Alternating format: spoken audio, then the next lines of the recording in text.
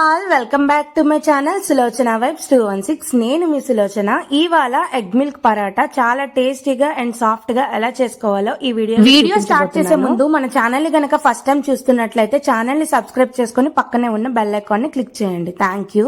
ముందుగా ఇలాంటి ఒక బౌల్ తీసుకొని అందులో 2 కప్పుల వరకు గోధుమ పిండిని కొలిచి వేసుకోవాలి. ఇప్పుడు అందులోనే కొంచెంగా ఉప్పు కూడా వేసుకుందాం. ఇప్పుడు 1 స్పూన్ వరకు ఆయిల్ ని కూడా వేసుకొని అంతా కలిసేట్టుగా ఒకసారి చేత్తో కలుపుకుందాము. పిండిలో ఉప్పు నూనె అంతా కలిసేట్టుగా ఒకసారి మంచిగా కలుపుకొని ఇప్పుడు అందులోనే పగలగొట్టుకున్న ఒక కోడిగుడ్డు మొత్తాన్ని వేసి కోడిగుడ్డు మొత్తం పిండికి పట్టేలా మంచిగా కలుపుకోవాలి. ఇక్కడ చూపిస్తున్నట్టుగా గుడ్డు మొత్తం పిండిలో కలిసేట్టుగా మంచిగా ఇలా ప్రజరిస్తూ కలుపుకోవాలి. ఒక 5 నిమిషాల వరకు మిక్స్ చేసుకోవాలి. ఇప్పుడు అందులోనే 1 కప్పు వరకు కాచి చల్లార్చుకున్న పాలని తీసుకొని వేసుకుందాము. పాలని ఒకేసారి కాకుండా కొంచెం కొంచెంగా ఇలా వేసుకుంటూ కలుపుకోవాలి, లేదంటే పిండి మొత్తం లూజ్ అయిపోతుంది.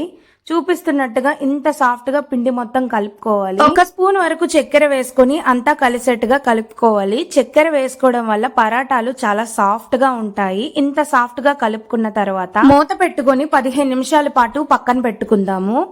15 నిమిషాల తర్వాత పిండి మొత్తాన్ని ఇలా ఫ్లోర్ మీద పెట్టుకొని చాక్ తో ఇలా ఒకే సైజ్ లో కట్ చేసుకోవాలి. ఒక పిండి ముద్దను తీసుకుని చేతుల మధ్యలో ఇలా ఒత్తుకొని పక్కన పెట్టుకోవాలి. ఇలానే అన్ని చేసుకున్న తర్వాత ఫ్లోర్ మీద పిండిని డస్ట్ చేసుకోవాలి. ఒక చపాతీ ముద్దను తీసుకొని పొడి పిండిలో అత్తుకొని ఫ్లోర్ మీద పెట్టి మంచిగా చపాతీలా రోల్ చేసుకోవాలి. ఇంత చక్కగా రోల్ చేసుకున్న తర్వాత 1 టేబుల్ స్పూన్ ఆయిల్ వేసి పరాటా మొత్తం స్ప్రెడ్ చేసుకోవాలి. ఆయిల్ వేసుకోవడం వలన పరాటాలు ఫ్లఫీగా పొంగుతూ చాలా బాగా వస్తాయి. ఆయిల్ స్ప్రెడ్ చేసుకున్నాక వీడియోలో చూపిస్తున్నట్టుగా పరాటాని ఇలా మడత పెట్టి మళ్ళీ రోల్ చేసుకోవాలి. కొంచెం కొంచెంగా పొడిపిండి చల్లుకుంటూ పరాటాలను మళ్ళీ రోల్ చేసుకోవాలి. వీడియోలో చూపిస్తున్నట్టుగా ఇంత మంచిగా రోల్ చేసుకోవాలి. ఇలానే అన్నింటినీ రోల్ చేసుకొని పక్కన పెట్టుకుందాము.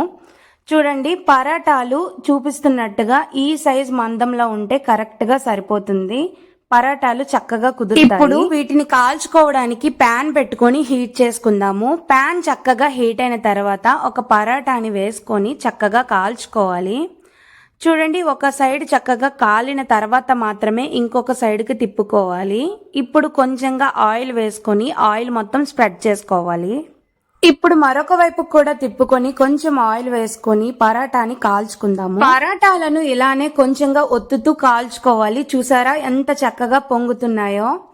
ఇలానే 2 వైపులా మంచిగా కాల్చుకొని పక్కన పెట్టుకోవాలి.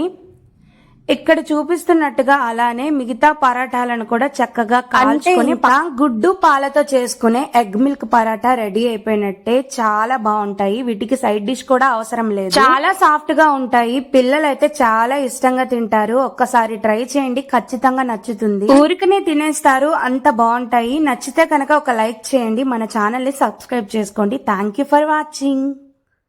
Hey all welcome back to my channel.